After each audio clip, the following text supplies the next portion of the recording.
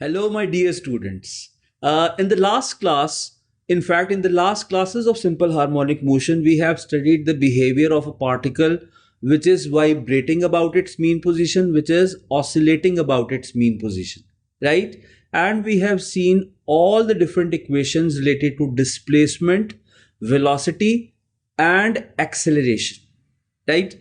लेकिन बच्चों, मुझे अभी तसल्ली नहीं हुई, मैं आपको एक और पॉइंट ऑफ व्यू से इसको और ज़्यादा एक्सप्लेन करना चाहूँगा।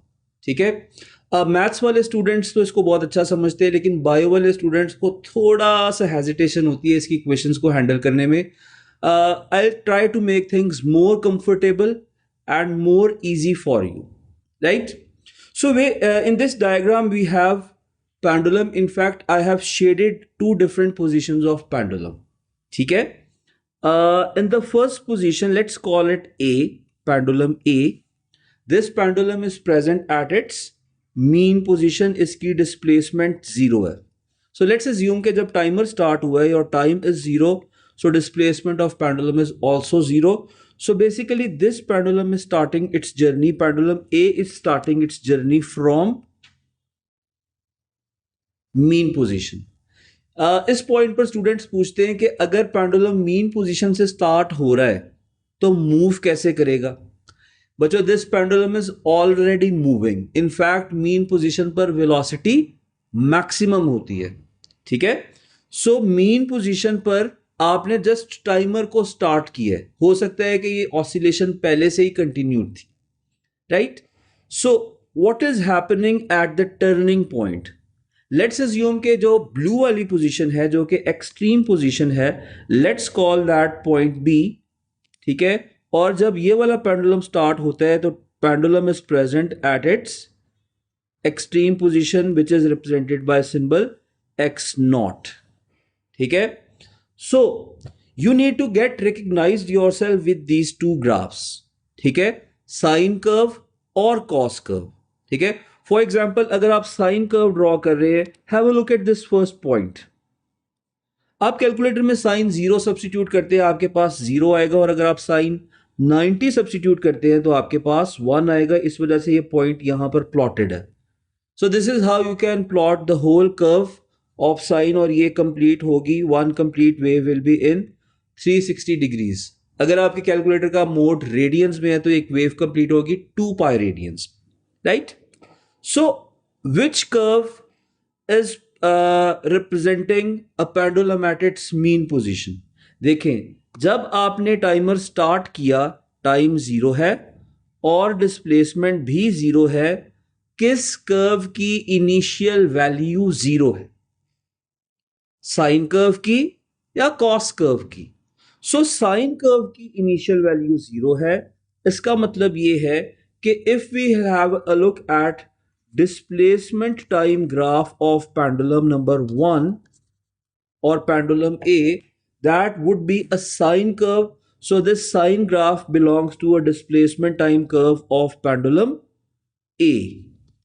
ठीक है, and which pendulum is initially present at its extreme position? Pendulum B, right?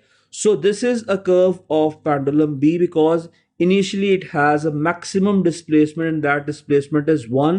हमारे केस में जो भी उसका एम्पलीट्यूड होगा वो यहाँ पर सेटल डाउन हो जाएगा, right. Then we wrote that the maximum values of displacement x naught, velocity v naught, and acceleration x naught were x naught plus minus omega x naught and plus minus omega square x naught. ठीक है, in the last stages, in the last equations मैंने कहा था कि इन equations को, in maximum values को इस point पर एज इट इज मेमोराइज करें। So if the pendulum is starting its journey from the mean position, what will be the first equation? The first equation would be a sine, so your equation would be x equals x naught sine omega t। ठीक है, and if your pendulum is starting its journey from extreme position, that is amplitude, extreme point पर displacement कितनी है? Initially displacement is x naught which is the value of amplitude. So its displacement graph would be x is equal to x naught cos omega t। ठीक है, So we need to write down the corresponding equations of velocity and acceleration. Velocity and acceleration, right? So velocity का maximum values, velocity के amplitudes तो पहले साथ लिखते हैं ना, है ना? So the amplitude is omega x naught and omega square x naught. Same here, omega x naught and omega square x naught. Now we need to know के साइन का ग्रेडियंट कौन सी कर्व होती है और cos का gradient कौन सा curve होता है. For that you have to see this. आप इसको याद कर ले, आपको डिफ्रेंशिएशन की ज़रूरत नहीं पड़ेगी.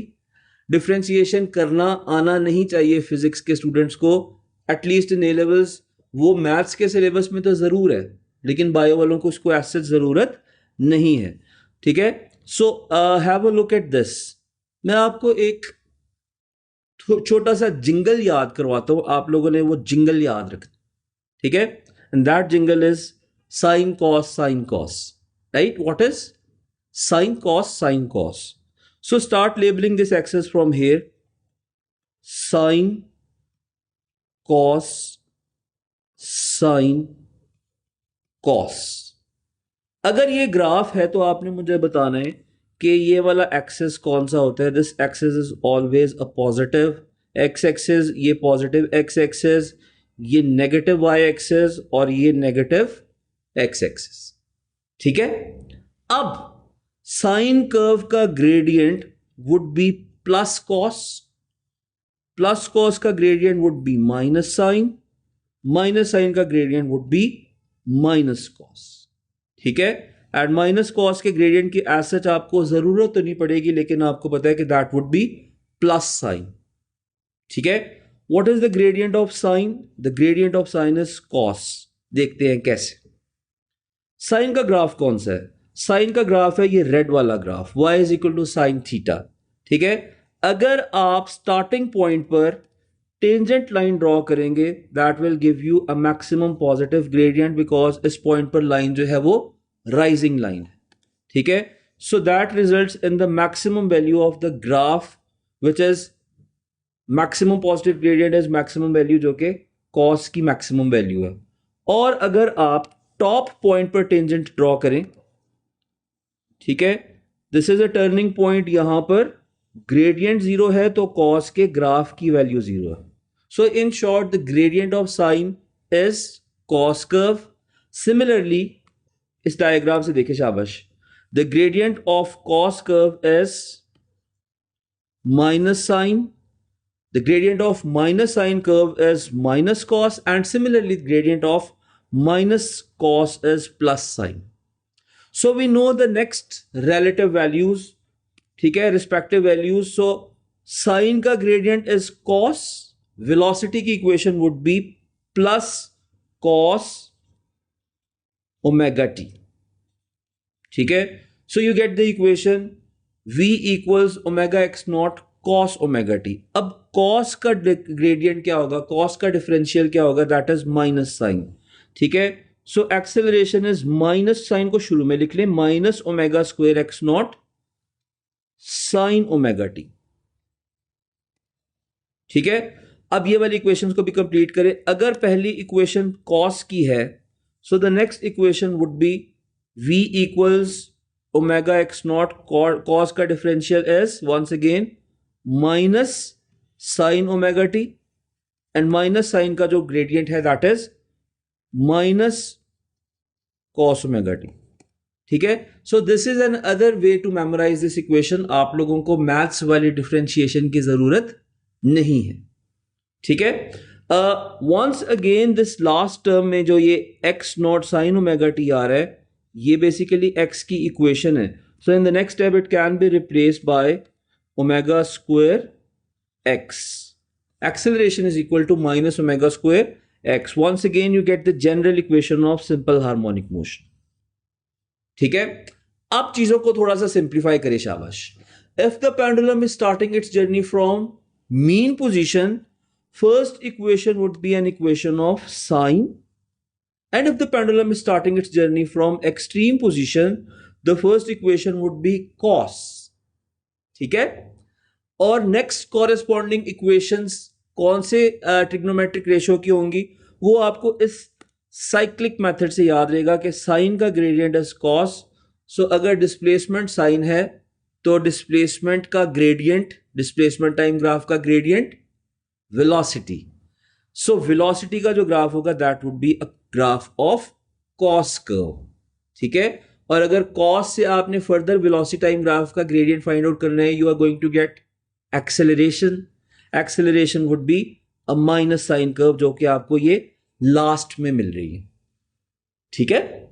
मूविंग ऑन, अगर आपका फर्स्ट ग्राफ कॉस का है, the next equation would be minus sine, और जो माइनस साइन की इक्वेशन है वेलोसिटी की, और एक्सेलरेशन की equation would be minus cos.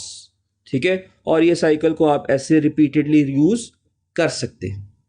So what is the use of these equations? अगर हमने ये इक्वेशंस पढ़ ली हैं तो इसका कोई यूज भी तो होना चाहिए ना, यूटिलिटी भी तो होनी चाहिए ना. लेट्स फॉर्म सम इक्वेशंस और फिर हम उसका यूज देखेंगे. I am placing a question in front of you.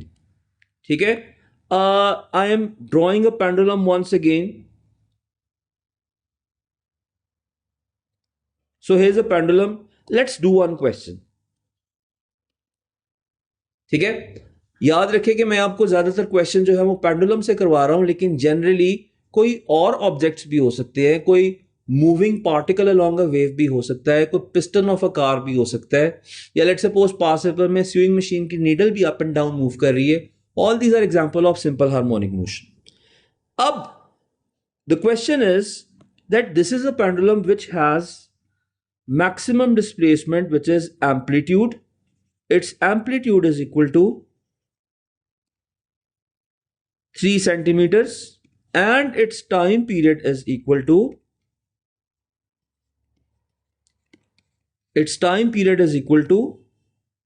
4 seconds.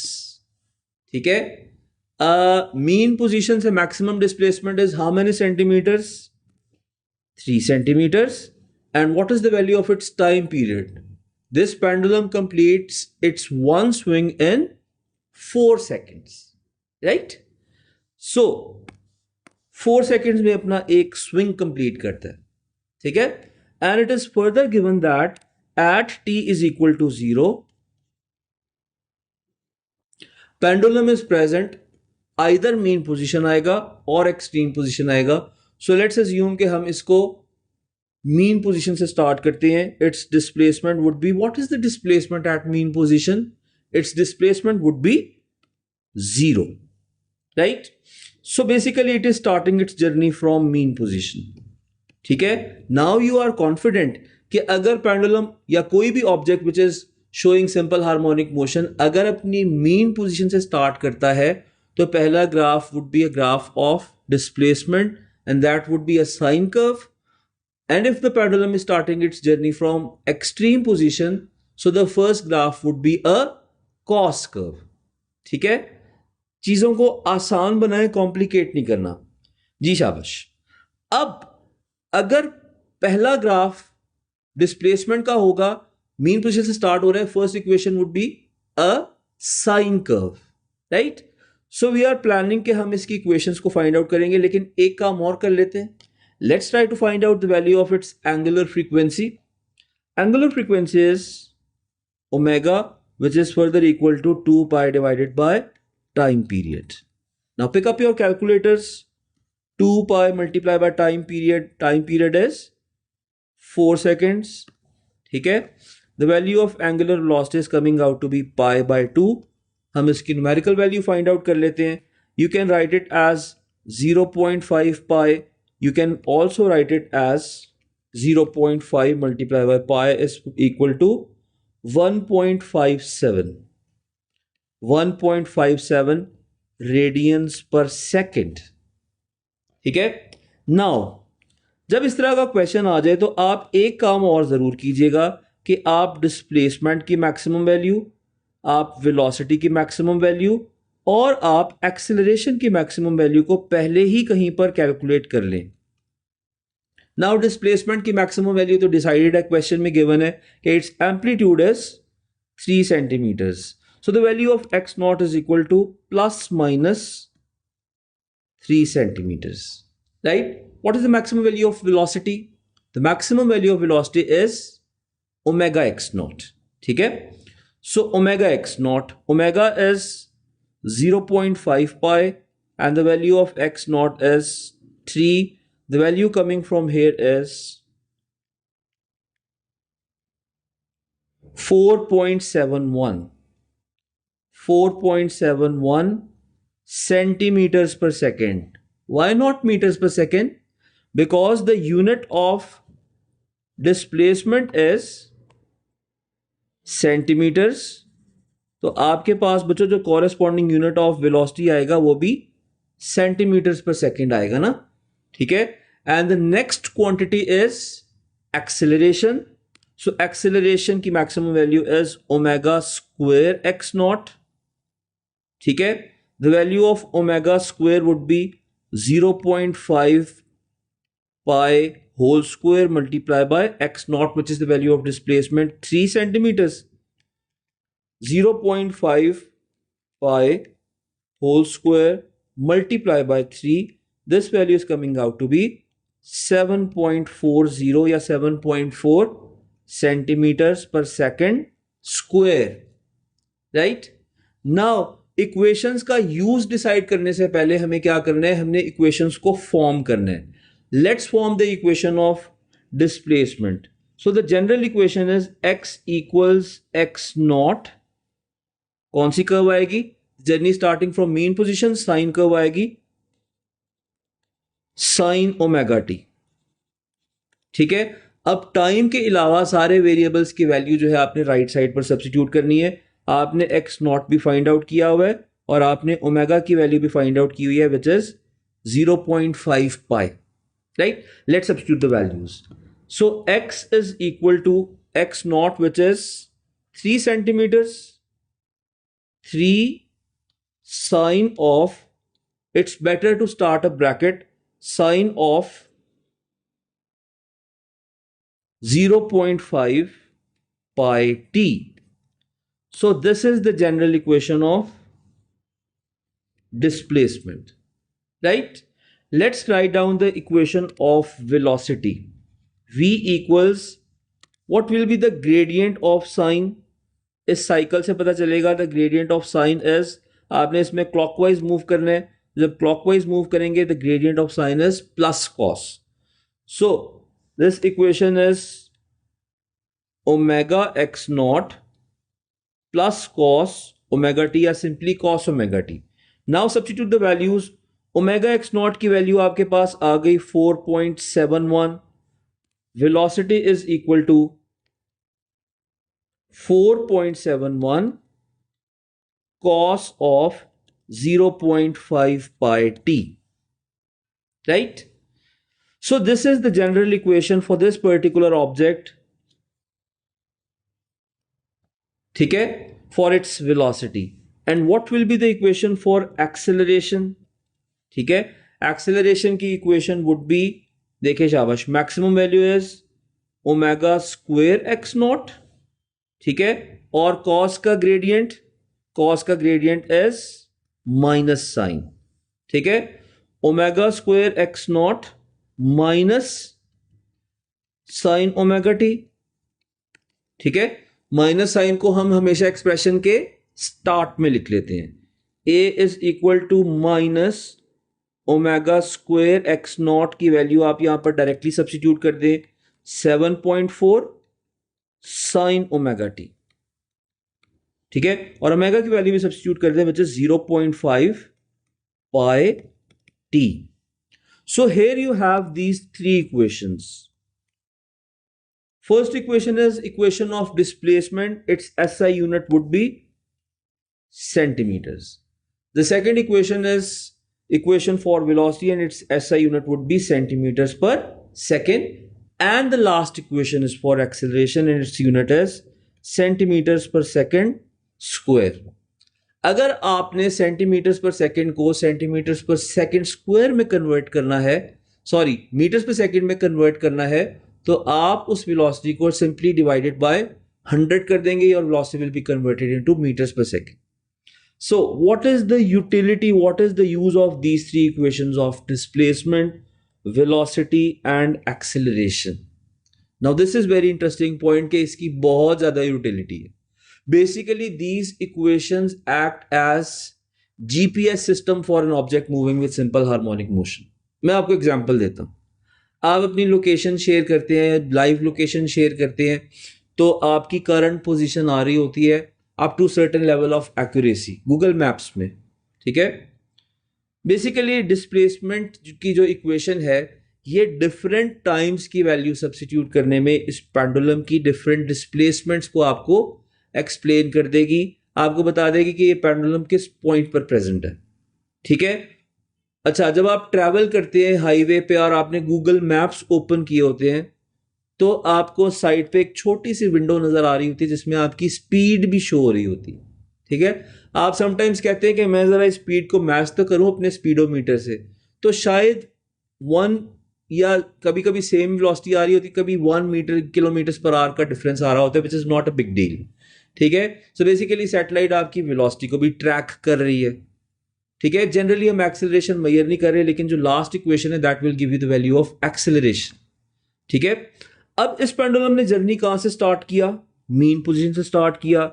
Where it is position at t is equal to 0. At t is equal to 0 ये स्टार्टिंग पॉइंट पर position है. ठीक है. वी नो दैट इस reference point से right side पर सारी की सारी डिस्प्लेसमेंट्स पॉजिटिव और लेफ्ट साइड पर सारी की सारी डिस्प्लेसमेंट्स नेगेटिव. ये हम कभी भी नहीं भूलेंगे कि डिस्प्लेसमेंट का sign position of an object पर डिपेंड करता है, राइट. और वेलोसिटी का साइन जो है वो डायरेक्शन ऑफ मोशन पर डिपेंड करता है. मतलब राइट साइड पर सारी की सारी वेलोसिटीज प्लस साइन के साथ और लेफ्ट साइड पर सारी की सारी वेलोसिटीज नेगेटिव साइन के साथ अपेयर होंगी. ठीक है. सो t इज इक्वल टू 0 पर यहां पर आया, ये अपनी एक एक्सट्रीम पर जाएगा और रिटर्न करेगा और दूसरी एक्सट्रीम पर जाएगा और रिटर्न करेगा. And that all will happen in how much time बच्चों? That will happen in time period की value which is 4 seconds. So we have to track this pendulum. हम इसका पीछा करेंगे. ठीक है. We will follow this pendulum. हम तब तक इसको फॉलो करेंगे जब तक हमें ये कंप्लीटली समझ नहीं आ जाता. Let's call this point O. Let's call this extreme point A and let's call this extreme point B and let's follow this pendulum, right? So starting its journey from O, it will reach point A in how much time? In 1 second, which is quarter of a time period. It will come back to O in 2 seconds. It will come to B in 3 seconds and then it will return back to position O in further 1 second. The total time is equal to time period which is 4 seconds. इसका मतलब है every 4 second it come back to its mean position और ये किस side पर move कर रहा होता है? राइट साइड पे. ठीक है. बिकॉज हम अज्यूम कर रहे हैं कि जब t इज इक्वल टू 0 है इसकी initial movement is towards right hand side. ठीक है. अच्छा, थोड़ा सा चीजों को रिकॉल करते हैं. रिकॉल इस तरह से करेंगे कि मीन पोजीशन पर डिस्प्लेसमेंट 0 होती है और मीन पोजीशन पर एक्सेलरेशन भी 0 होती है, राइट.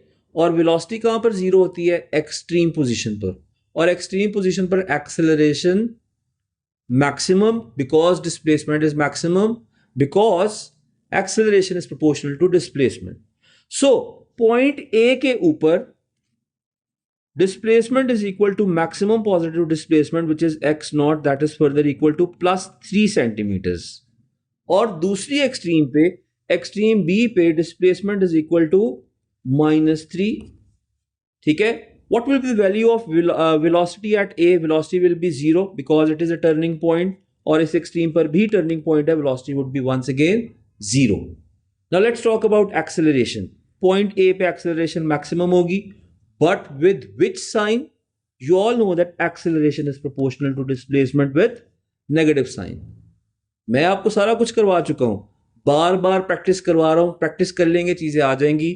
जितनी बार आपकी मसल मेमोरी डेवलप होगी, लिख लिख के प्रैक्टिस करेंगे, आपकी अच्छी तैयारी हो जाएगी. शाबाश. सो यहां पर डिस्प्लेसमेंट मैक्सिमम पॉजिटिव है तो यहां पर एक्सेलरेशन फिर मैक्सिमम नेगेटिव होगी. You know the maximum value of acceleration is 7.4.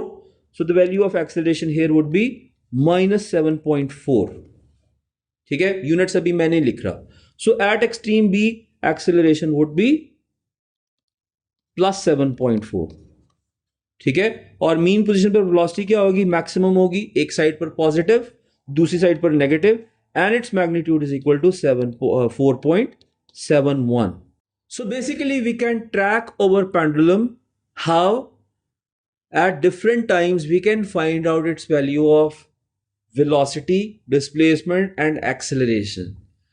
Let's suppose आपने t is equal to 5 पर इसकी डिस्प्लेसमेंट, वेलोसिटी और एक्सेलरेशन की वैल्यू फाइंड आउट करनी है, तो आप सिंपली टाइम की जगह 5 सब्स्टिट्यूट कर देंगे, ठीक है। इस टाइम की जगह 5 सब्स्टिट्यूट करेंगे। सो डिस्प्लेसमेंट की equation will give you the value of its displacement at that very time, velocity की equation will give you the value of velocity at that particular time, and the equation of acceleration will give you the value of acceleration with the correct signs, right?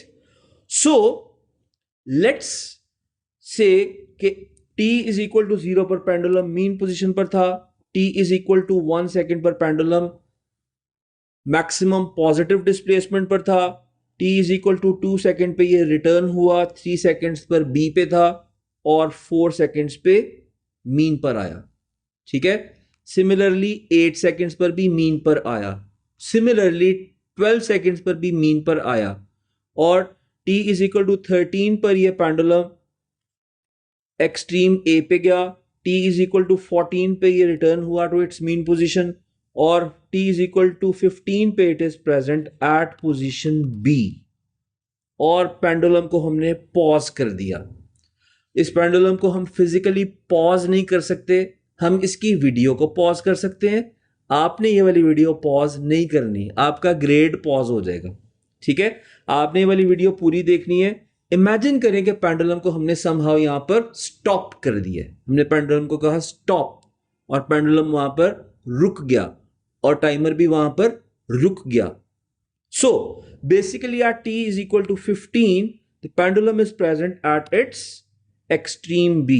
So at t is equal to 15 pendulum is positioned at point b. What is 0 here? Its velocity is 0. What about its displacement? Its displacement is maximum negative because it is at the extreme, at the left side of its starting point. So its displacement is minus 3. Its velocity is 0 because it is present at its turning point, and its acceleration is plus. Why plus? Because displacement is negative, its acceleration must be positive. With what sign? Plus sign के साथ value क्या आएगी, maximum value आएगी, that is 7.4। Units लिखें, displacement का unit centimetres, velocity का unit centimetres पर second, और एक्सेलरेशन का यूनिट सेंटीमीटर्स पर सेकेंड स्क्वायर, राइट। सो अब इन इक्वेशन की यूटिलिटी को देखें जरा। डिस्प्लेसमेंट की equation at t is equal to 15 seconds, the value of displacement is equal to 3 sine 0.5 pi and the value of time is 15. इस बात का ख्याल रखेंगे सारे के सारे एंगल को आप एक ब्रैकेट में लिख दें ताकि आपसे मिस्टेक ना हो। So pick up your calculators, इसके मोड को रेडियंस में करें, ठीक है, and then substitute the value 3 sine bracket start 0.5 multiply by pi multiply by 15 bracket close, your answer is coming out to be -3 centimetres. जो काम हमने मैन्युअली किया था, आपके कैलकुलेटर वाला आंसर उसके साथ मैच हो रहा है। Your displacement is -3 centimetres. आपको पहले से ही पता है कि वेलोसिटी का आंसर 0 आना है, लेकिन आप कंफर्म करें। Velocity is equal to 4.71 cos of 0.5 pi multiplied by time, which is 15. Substitute the values and the answer is once again coming out to be 0. ठीक है, आप न्यूमेरिकल 0 भी लिख सकते हैं। and the value of acceleration is -7.4 sine of 0.5 multiplied by pi multiplied by time, which is 15 यहां पर bracket close, right. So what answer you are expecting already? मैं तो +7.4 एक्सपेक्ट कर रहा हूं. Your answer must be +7.4. So -7.4 sine of 0.5 pi multiplied by 15. This value is coming out to be +7.4, जैसा कि हमने प्रिडिक्ट किया था, +7.4 सेंटीमीटर पर सेकेंड स्क्वायर. सो बेसिकली ये वाला तो वो वाला पॉइंट था जिसपे हमें नोन था. ये इंटरमीडिएट पॉइंट्स पर भी, ये किसी भी पॉइंट पर किसी भी टाइम पर आपको डिस्प्लेसमेंट की इक्वेशन आपको write displacement with the correct sign, velocity की equation will give you the value of velocity at the correct time, and acceleration की equation will give you the value of acceleration at that particular time. ठीक है. So this is the utility of equation. You can try it at some other time. For example, आप इसको t is equal to 5 पर try कर सकते हैं, जिस पर वो पोजीशन A पे प्रेजेंट होगा. What answers you are expecting मैं आपको पहले ही बता देता हूं. x की वैल्यू आएगी जनाब प्लस, ठीक है, बी पे है ना, राइट साइड पे मीन पोजीशन से आपकी वैल्यू आएगी +3. वेलोसिटी की वैल्यू आएगी 0 because once again that is a turning point, और एक्सेलरेशन की वैल्यू आएगी -7.4. आप इसको ट्राई जरूर कीजिएगा. You are going to get these answers. Now अब मैंने आपको कहा था कि डिस्प्लेसमेंट की मैक्सिमम वैल्यू, वेलोसिटी की मैक्सिमम वैल्यू और एक्सेलरेशन की मैक्सिमम वैल्यू को एज इट इज याद कर लें. ठीक है. वाई, क्यों रटा लगाएं? बिकॉज बायो वाले स्टूडेंट्स के लिए दैट इज कन्वीनियंट. ये प्रूव भी हो सकती हैं वैल्यूज आगे आने वाली वीडियोस में, बल्कि इसी वीडियो में मैं आपको प्रूव भी कर सकता हूं कि एक्सेलरेशन की maximum value omega square x not के इक्वल होती है, because the general equation of acceleration is omega square x. अगर आप यहां पर मैक्सिमम डिस्प्लेसमेंट सब्स्टिट्यूट करेंगे तो आपके पास मैक्सिमम एक्सेलरेशन आ जाएगी, but with negative sign. So a naught is equal to minus omega square x naught. यहां पर जब आपने a naught सब्स्टिट्यूट किया तो यहां पर भी आपको x naught सब्स्टिट्यूट करना पड़ेगा. So acceleration is maximum but with opposite sign. ठीक है. अभी हम नेक्स्ट वीडियो में एक वेलोसिटी की इक्वेशन पढ़ेंगे, जिससे आप इस वेलोसिटी का भी क्लियर आइडिया ले सकेंगे कि why its value is omega x naught. ठीक है. So moving on, मैथ्स वाले स्टूडेंट्स को थोड़ा सा एज होता है. वो कहते हैं कि हम ये वाली इक्वेशंस, अगर हमें फर्स्ट इक्वेशन पता हो which is equation of displacement, x is equal to x naught sine omega t, we can find out the value of corresponding equations. लेकिन मैथ्स वाले यहां तक सोचते नहीं है, वो भी बेसिकली इनको याद ही कर रहे होते. So they are not at benefit. हाँ, अगर बहुत इंटेलिजेंट बच्चे हैं, well and good for them, वो वाली इस इक्वेशन को भी डिकोड कर लेंगे. So basically velocity is equal to differential of displacement with respect to time. ठीक है. you will write x naught sin omega t, बल्कि साइन का डिफरेंशियल या साइन का gradient is cos omega t multiply by the coefficient of time which is omega. So from here this equation of velocity comes out to be omega x naught cos omega T. और अगर इसका further gradient लें bio वाले बच्चे और इसको further differentiate करें maths वाले students, so they will get the equation of acceleration. So acceleration is equal to differential of velocity with respect to time, that is equal to omega x naught, differential of cos is minus sine omega t multiply by coefficient of time which is omega. So they will get the equation of acceleration which is omega square minus omega square x naught sin omega t. ठीक है. So here you have an equation of displacement, velocity and acceleration, but differentiation is not the part of physics A level syllabus, right? So hum in the next chapters we will build up some more equations related to velocity of an object moving with simple harmonic motion and energies of an object moving in simple harmonic motion. For that, stay tuned. You have to see the next videos. Thank you.